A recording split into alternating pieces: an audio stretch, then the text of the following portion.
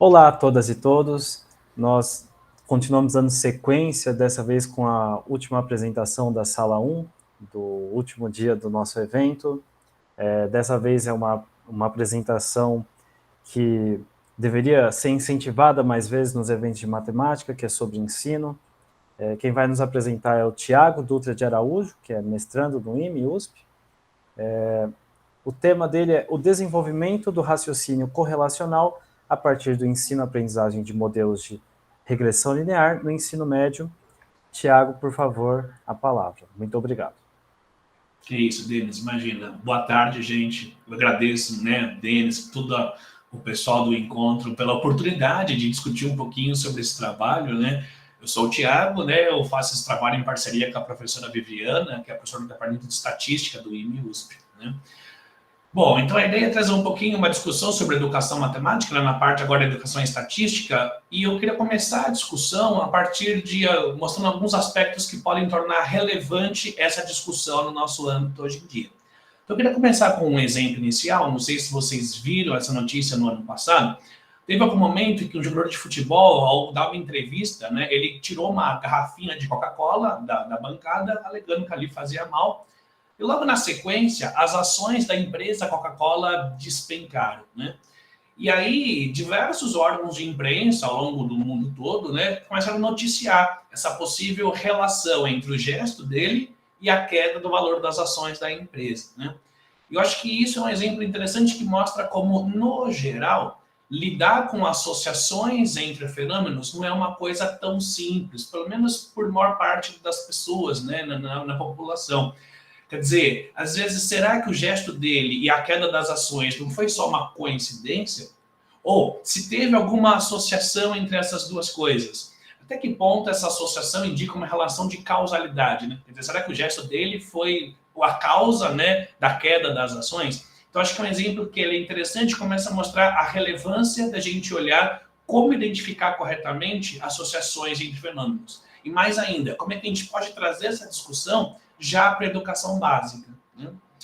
Então, eu quis trazer agora alguns argumentos que mostram para a gente por que é relevante estudar associações entre fenômenos desde a educação básica, né? Um primeiro argumento importante da professora Bataneiro é que isso é uma das componentes do pensamento probabilístico. Então, por isso, deve ser desenvolvido na educação básica. O outro argumento que a gente acha interessante trazer é esse, que no mundo real as conexões entre variáveis são menos claras e estreitas. Ou seja, no mundo de verdade, existe uma sutileza nesse processo de você identificar associações entre fenômenos. Isso não é uma coisa tão clara, essas associações, elas não são tão óbvias em muitas vezes, né? E, além disso, também, um outro grupo de autores traz um argumento que a gente acha interessante, que é o indivíduo ser capaz de pensar claramente sobre associação e causalidade é uma habilidade relevante que deve estar presente no ensino de estatística e ciências de dados no século XXI. Então, são argumentos de pesquisadores na área de educação e estatística que mostram que o estudante saber analisar, identificar corretamente associações entre fenômenos é algo relevante para a vida dele. Tanto que não é à toa que isso já se faz presente em diversos currículos de ensino de matemática em diversos países do mundo, inclusive no Brasil.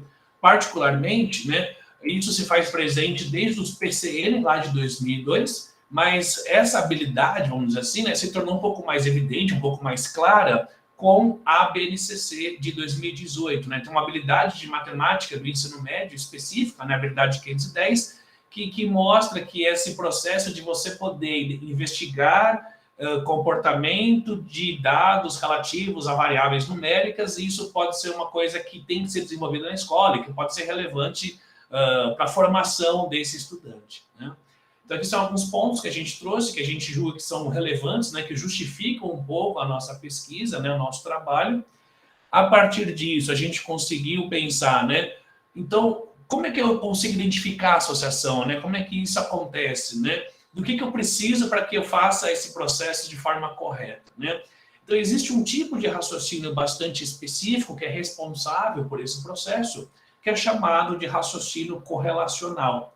Na definição dos autores, eles definem raciocínio correlacional como os processos de raciocínio usados para determinar a força da relação entre variáveis. Então, o desenvolvimento desse tipo de raciocínio é que permite que as pessoas consigam identificar corretamente, lidar melhor, né, com esse problema de identificação entre associações de fenômenos, né? Bom, a partir, né, desse tipo de raciocínio, alguns autores trazem alguns pilares que são relevantes para o desenvolvimento desse raciocínio, né? A professora Nunes e Brian, né, eles justificam, né, eles falam que uma demanda importante por trás disso está baseada em dois pilares, que é a aleatoriedade e a probabilidade. Isso significa o seguinte, que analisar a correlação entre dois eventos é estabelecer se eles ocorrem juntos com mais frequência do que o esperado por acaso. Ou seja, será que a gente consegue diferenciar quando a ocorrência conjunta é só uma coincidência ou quando essa frequência é maior do que uma simples coincidência, né? Qual que é a medida, qual que é a métrica que a gente pode usar para poder diferenciar, por exemplo, uma situação da outra, né? E talvez a gente até pode ir um pouquinho mais além, né? Quer dizer, nos casos em que existe uma associação entre essas variáveis, né? A gente consegue diferenciar, ou, por exemplo, analisar um caso em que há uma relação de causalidade, né? Nem todas as associações estão relacionadas a uma relação causal, né? Causal-consequência, né? Então, assim, com base nesse tipo de raciocínio, né, raciocínio correlacional, a gente conseguiu delinear o nosso problema de pesquisa, né? O objetivo geral do nosso trabalho foi investigar em que medida o raciocínio correlacional de estudantes do ensino médio pode ser desenvolvido a partir de uma sequência de atividades que introduz o tema regressão linear. Então, nossa intenção foi trazer um tema de estatística que é tipicamente estudado no ensino superior, né, para o ensino médio, e como é que o ensino desse tema, regressão linear, pode promover o desenvolvimento desse tipo de raciocínio específico, que é o raciocínio correlacional, né? Bom, como alguns objetivos específicos, né, do nosso trabalho, a gente está elaborando uma proposta para poder trazer esse assunto, né, para o ensino médio, como é que a gente transpõe esse assunto para o ensino médio, a regressão linear, e também em que medida, né, a gente consegue ver que esse assunto permite o desenvolvimento do raciocínio correlacional dos estudantes ao resolverem problemas correlacionais, que são problemas em que o aluno tem que identificar e mensurar de alguma forma a associação entre dois fenômenos, tá? Essa foi a nossa ideia da nossa pesquisa, tá bom? Bom, trazendo um pouquinho do referencial, né, que está por trás disso, né, embora os conceitos de regressão, de correlação, né, eles vêm lá do século XIX, foi só na segunda metade do século XX, né, a partir lá de 1950, começaram a surgir os primeiros estudos sobre os processos cognitivos dos indivíduos em relação a essas associações. Quer dizer, como é que as pessoas pensam a respeito das associações, né? Os primeiros pesquisadores sobre isso, eles estavam analisando somente os casos em que surgia uma associação entre fenômenos, né, para um caso bem particular, que era o caso entre variáveis qualitativas, cujos dados pudessem ser representados por uma tabela de dupla entrada. Então, no começo, essa análise, né, do processo correlacional ficou restrita só a variáveis qualitativas, né? Depois, na década de 60, outros pesquisadores aprofundam um pouco esse estudo, por exemplo, analisando de que modo a crença pessoal dos indivíduos pode afetar nesse processo de identificação de correlações. Às vezes tem gente que a pessoa ela tem uma crença e ela acredita naquilo independente do que os dados possam dizer.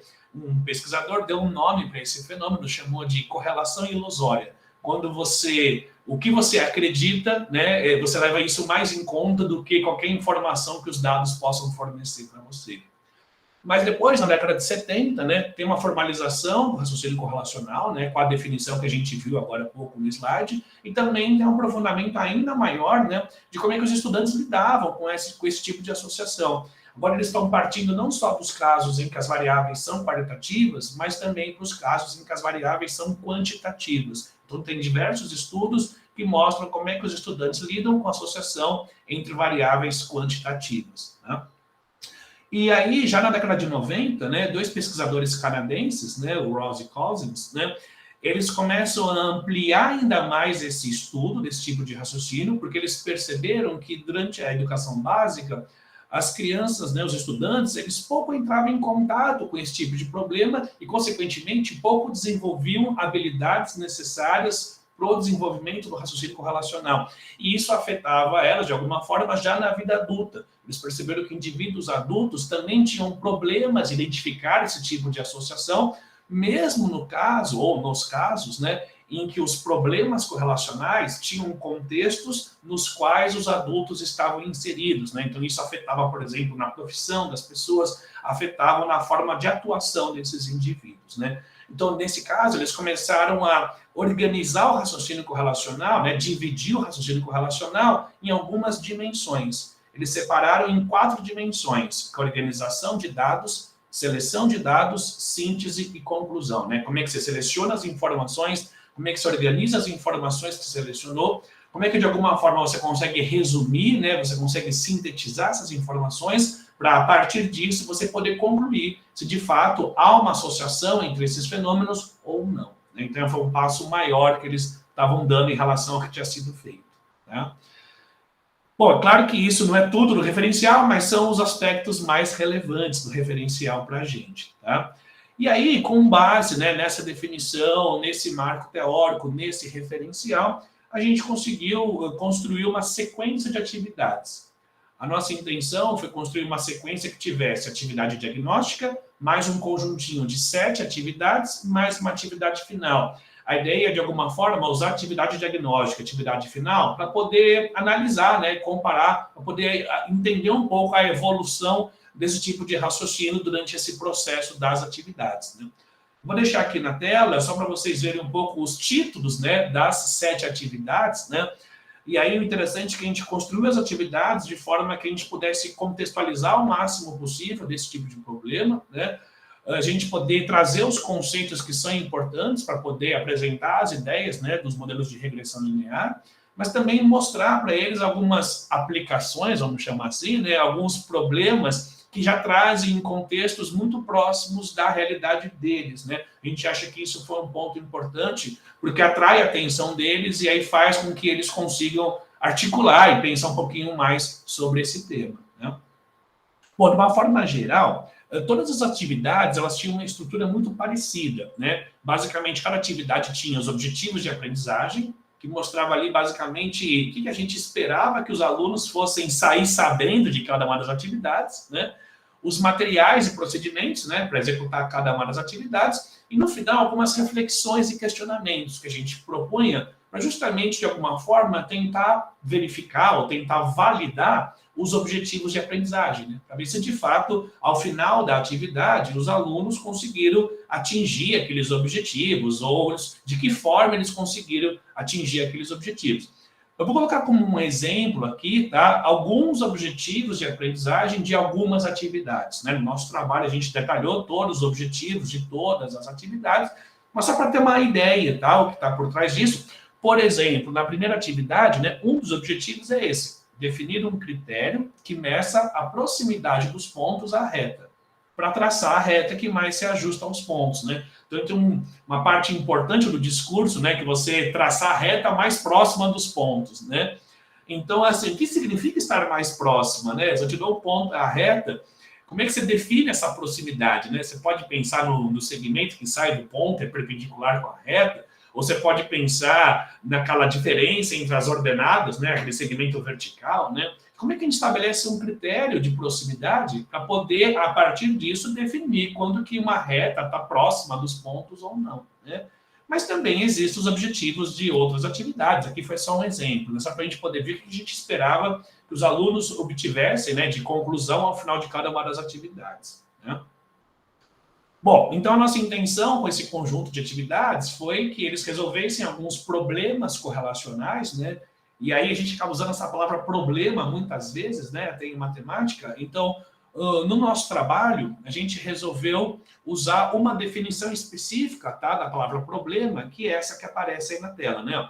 Problema é qualquer situação para a qual o aluno não dispõe de um método imediato de resolução, mas que desperte seu interesse e estimule-o a pensar, né? Quer dizer, as atividades, a intenção não era só fazer uma aplicação direta, uma coisa mecânica dos conceitos, né? Mas que tivesse um problema por trás, né? E para poder exemplificar um pouquinho essa ideia em cima das atividades, eu trouxe aqui uma das atividades, tá? Não é a única, eu trouxe uma só de exemplo, né? Por exemplo, a atividade E. A atividade E, ela tem um problema por trás, que é exatamente esse. Quanto ganha um influenciador digital? É um problema que tem um certo interesse por parte dos estudantes hoje em dia, ainda mais na educação básica, né? Como é que faz para ganhar dinheiro com a internet, né? Numa rede específica, né, no Instagram, então como é que funciona a monetização dessa rede social, né? E repara que quando a gente tem esse problema, a gente não tem, vamos falar, então a fórmula é essa, né? A gente tem um problema para a gente poder pensar em ideias, conjecturar hipóteses, o que a gente pode pensar, como é que a gente analisa, né, de que perspectivas que a gente vai analisar esse problema. Então, por exemplo, a gente pode pensar, será que o valor, né, pago por post, né, por postagem lá no Instagram, de alguma forma está associado, está relacionado ao número de seguidores dessa pessoa no Instagram, né? Talvez tenha até uma noção quase que, entre aspas, intuitiva, esse lance da crença pessoal, né? E eles falam assim, eu acho que tem a ver, parece quase que meio óbvio, né? Mas primeiro, será que é verdade isso, né? Que tem uma relação direta? E segundo, se tiver uma relação, né? De que forma que é essa relação, né? Que tipo de relação é essa, né? É claro que para a gente poder responder essa pergunta, a gente precisa de dados, né? Então tem uma subpergunta aí, né? Que é, aonde eu posso obter essas informações? Especificamente sobre esse problema em si, o interessante é que hoje na internet existem vários bancos de dados disponíveis, gratuitos. Por exemplo, existe um site que ele mostra para a gente quanto que ganham, né, algumas celebridades e por post, né, que elas publicam, e qual o número de seguidores que essa celebridade tem. Então essa informação é pública, é disponível, é gratuita. Então a ideia é usar um pouco esse banco de dados para poder, a partir dessas informações, tirar alguma conclusão. A ideia é que os alunos trabalhassem em cima desse banco de dados específico. Tá? E aí, então essa é a nossa, né, o nosso banco de dados. A partir disso, aparece para a gente quais são os procedimentos que eles devem, né, como é que eles devem proceder para isso. Então, por exemplo, eles podiam se reunir em pequenos grupos, cada grupo coletava uma amostra, por exemplo, com 30 personalidades, né, com 30 pares de dados. Né? O interessante disso é porque não existe um critério único para definir a amostra. De propósito, né, para cada grupo colocar 30 pares, os 30 pares que eles acharem que são convenientes, né? E é legal porque vão ser basicamente vários grupos com amostras diferentes, né? Será que os resultados vão ser todos iguais com isso? Será que não, né? A partir disso, então, como é que eles conseguem organizar essas informações? Repare que aparecem já aquelas dimensões do raciocínio correlacional lá do Rawls e Cousins, né? Eles têm que selecionar os pares de dados, em seguida eles têm que organizar as informações do tipo, vou definir uma das variáveis como variável independente, por exemplo, né? A partir disso, eles começam a tentar sintetizar essas informações, por exemplo, construindo um diagrama de dispersão, a partir disso, calculando, por exemplo, qual que é a equação da reta de regressão, como é que você calcula o R quadrado dessa reta obtida, né? Então, a partir dessas informações que eles conseguem sintetizar, eles conseguem concluir se de fato há uma associação ou não, de que forma acontece essa associação. Então, depois disso, aparecem algumas reflexões, né, alguns questionamentos que vão ajudar a direcionar um pouco essa discussão. Por exemplo, será que o número de seguidores é o único fator que faz com que mude o valor pago por post, né? Como é que o R quadrado consegue dar essa informação para a gente, ou a gente pode interpretar isso? Então, não é só um trabalho de cálculo, na verdade, né? Tem uma parte que a gente acha que é importante na estatística, né? Que é essa interpretação da informação e como é que a gente tira uma conclusão a partir disso, né? E aí, só de curiosidade, né? Se você for pegar aqui os primeiros 30 pares, né, as primeiras 30 celebridades e fizer o gráfico de dispersão, é bem interessante, porque fica, acho que, bastante evidente, assim, uma tendência linear, né, nesse caso, né. É legal porque nesse próprio gráfico já dá para perceber, né, que existem, às vezes, duas celebridades que têm aí o mesmo número de seguidores, mas que ganham valores diferentes por post, né. Talvez o aluno já comece a perceber, então, peraí, talvez não seja o único fator, né, o número de seguidores que vai determinar o valor do post, né. Mas se você vem e traça a reta de regressão, né, você tem a equação da reta e eles conseguem fazer isso, por exemplo, no Google Planilhas, né, uma versão assim, gratuita, assim, do Excel, né? Então, tem a parte computacional, que também a gente acha que é importante trazer para o ensino médio, né? Eles saberem o que está por trás da parte matemática, mas também ver as vantagens do computador na hora de fazer, por exemplo, um cálculo desse, né? E aí, quando eles olham, por exemplo, esse R quadrado, percebe que é um valor bastante alto, né? Mas não é 100%, não é 1, né? Além disso, quando eles olham para essas informações, né? O que fazer com essa equação que eles obtêm, né?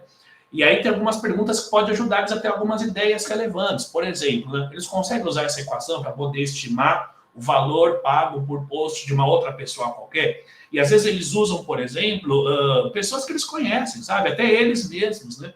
E aí, às vezes, pode ser legal uma provocação do tipo assim, até que ponto esse modelo ele vai ser verossímil, sabe? Para qualquer número de seguidores do Instagram, né? Por exemplo, se eu tiver um único seguidor, imagina, né? Uma única pessoa que me segue, né? Então, quer dizer, se eu colocar no modelo, né? Se o X aqui, o X é o número de seguidores, né? Se o X for 1, esse valor aqui, né? Aproximadamente aí dá 20.991 dólares, né? Então, será que é verdade? Se uma pessoa tiver um único seguidor, ela vai ganhar 20 mil dólares cada foto que ela posta, né? Eles começaram a perceber uma coisa interessante, né? Qual que é a validade, o domínio de validade do modelo, né? Talvez para esse intervalo aqui seja muito adequado o modelo, mas se o número de seguidores fugir desse intervalo, esse modelo não é o mais adequado para representar isso, né? Então é importante. E também começa a mostrar para eles coisas que não só é a parte estatística, a parte matemática, mas traz essa discussão. Então, quer dizer, esse tipo de monetização talvez é relevante para pessoas que tenham muitos seguidores, né? Na casa de milhões. Será que é fácil a gente conseguir, né, muitos seguidores na casa de milhões? Se tornar um influenciador digital é uma tarefa simples, né? Parece que é um sonho deles, mas eles começam a perceber que às vezes não é tão óbvio, tá? Então, esse é um exemplo de uma das atividades, claro que não é a única, tá? É só um exemplo, tá? O importante é que com isso a gente tem alguns potenciais resultados de aplicação dessa sequência de atividades, né? Quando eu falo potenciais resultados, a gente está pensando basicamente em 3 tipos de resultados, né? 3 esferas de resultados, né? Primeiro, uma consonância entre teoria e prática, né? Quer dizer, até que ponto a proposta da sequência de ensinar regressão linear de fato acontece, eles aprendem sobre essa teoria, né?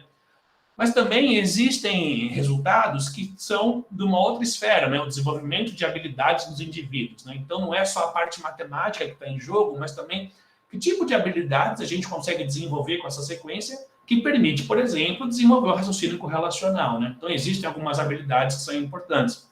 E também tem resultados numa terceira esfera que a gente acha que é importante, os resultados sociais, resultados comunitários, né? Quer dizer, são resultados que às vezes fogem do campo matemático, mas que também são muito relevantes. Como é que eles entendem, por exemplo, a monetização de redes sociais? Ou eu coloquei aqui nessas duas linhas, né, os resultados referentes, por exemplo, a uma outra atividade que envolve mais modelos matemáticos com a pandemia, né? Como é que você analisa até que ponto as notícias veiculadas sobre isso fazem sentido ou não fazem sentido? E que tipo de ação você pode tomar para que a letalidade de uma pandemia possa diminuir em uma certa comunidade, né? Então, a gente acha que esses resultados também são relevantes e que também fazem parte dessa sequência de atividades. Tá bom? Bom, gente, era isso. Eu quero mostrar rapidinho só a consideração final, né? Algumas limitações do trabalho, a gente acha que tem pelo menos 2, né? Além de você pressupor alguns conhecimentos pré-existentes, né, dos estudantes, também a gente está pressupondo, por exemplo, que exista, né, uma disponibilidade de tecnologia, o que a gente sabe que nem sempre acontece, é uma realidade, né? É difícil, às vezes, a gente ter essa tecnologia à mão, assim, né, nas escolas no Brasil todo, né? E a gente deixa sempre uma sugestão, né, para poder ampliar a pesquisa, né? Às vezes trabalhar com problemas de modelos de regressão que são não lineares, né? Ou trabalhar, em vez de você trabalhar com associações simples, trabalhar com associações múltiplas, né? E também a gente pode discutir hipóteses, né, sobre variáveis para que seja possível obter os parâmetros, né, de que modo essa parte pode acontecer, né? Bom, era isso. Aqui são só algumas referências que a gente usou aqui para construir os slides, né? Mas era isso. Obrigado pela atenção desde já. Obrigado pela apresentação. Vamos abrir para perguntas agora. Heitor, por favor. Tiago, tá me ouvindo bem? Estou sim, Heitor. Desculpa, viu, gente? Eu descobri que quando eu ligo a minha câmera fica tudo ruim aqui por causa, acho que, da velocidade, mas... Tiago, você trabalhou com o pessoal da rede pública? A gente fez como se fosse um mini curso para professores da rede pública. Desculpe, eu perdi. Não, porque realmente eu não falei isso mesmo na apresentação, mas assim, eu trabalhei com alunos da rede privada, particularmente falando, né? E a gente, depois eu e a professora Viviana, a gente fez um curso sobre isso, um mini curso para professores da rede pública, para ver como é que eles conseguiam transpor isso, né, na rede pública, né? De que forma isso poderia ser transposto, né? Então, assim, eu diretamente confesso para você que eu não lidei com os alunos da rede pública, entendeu? Pois e aí eu quero fazer um comentário, porque eu ingressei como professor do ensino médio na rede pública e eu tomei um susto tremendo. Mas, por outro lado, eu vi um aparato computacional bem legal hoje em dia nas escolas que não existia antes. Tem computador para usar, sim, tem salas de computador. A questão é realmente meter a mão na massa. Mas, puxa vida, a garotada está bem crua. Eles estão assim defasados, acho que até por causa da pandemia, né? Eles estão até com aquele sentimento derrotista, né? Ah, eu não vou aprender nada. Virar esse jogo não é fácil, não. Eu tomei um susto na sala de aula agora, né? Enfim, essa é a minha observação, porque tá difícil mesmo, eles estão muito defasados. Tem aluno que chega, sei lá, no segundo, terceiro ano do ensino médio e de verdade mesmo, não sabe nem dividir direito ainda. Né? Perfeito, eu concordo plenamente com você. Eu também sinto isso, assim, né? A situação da pandemia, assim, agravou muito, né? Essas lacunas, assim, né? É uma coisa bem para a gente poder olhar, talvez, assim, muitas dessas atividades, talvez seja coisa mais, talvez mais a longo prazo, talvez umas coisas mais iniciais, para eles poderem retomar algumas ideias, né? E de alguma forma também, talvez, tentar estimular, né? Para não ficar uma coisa tão árida, uma matemática tão abstrata para eles, a ponto que eles não consigam enxergar ali alguma aplicação rápida e tal, né?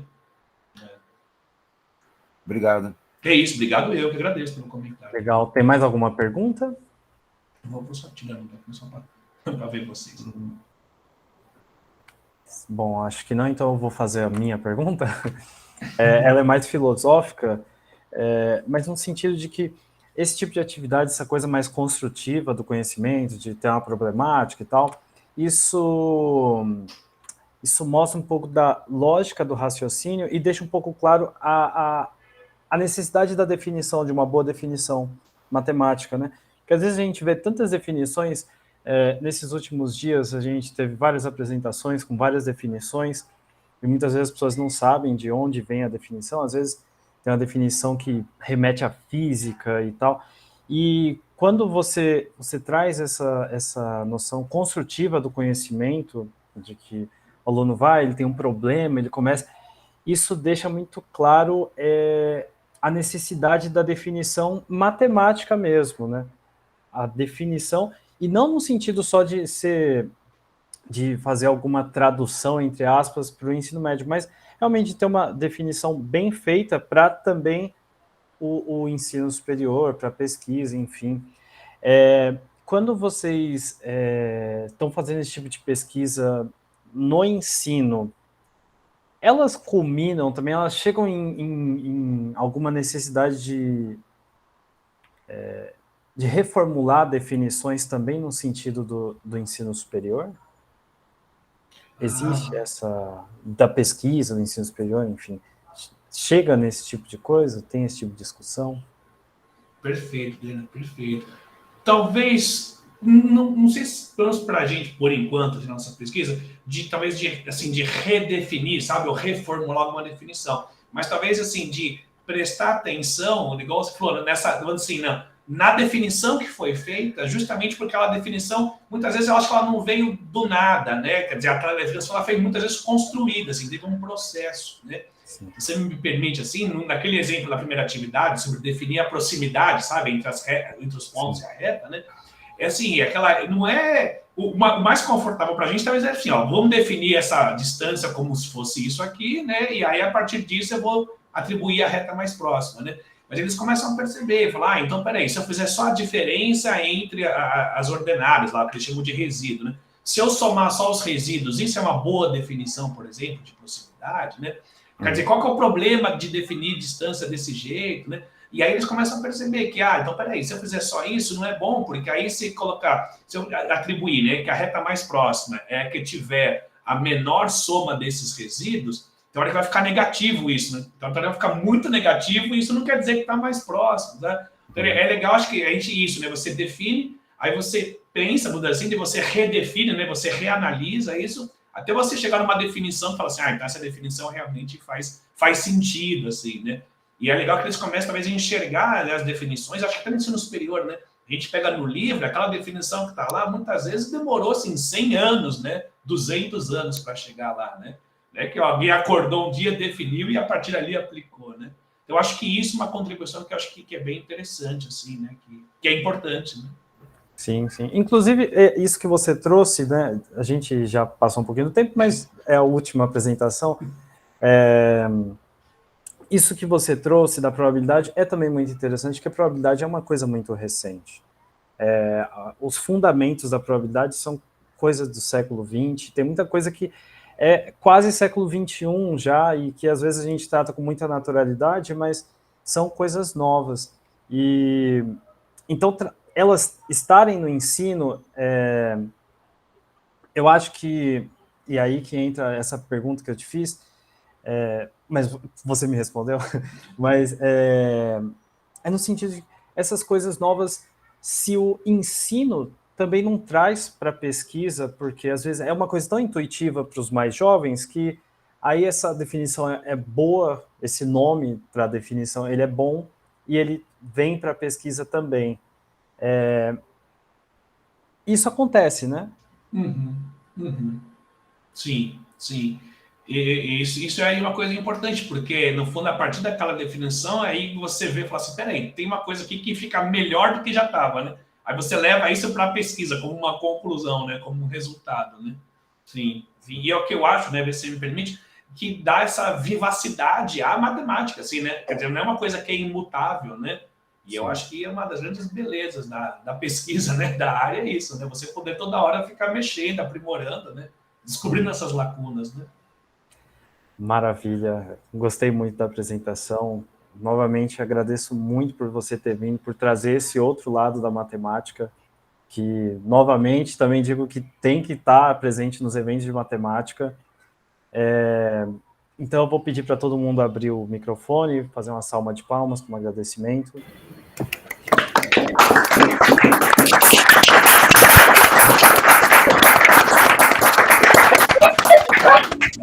Obrigado.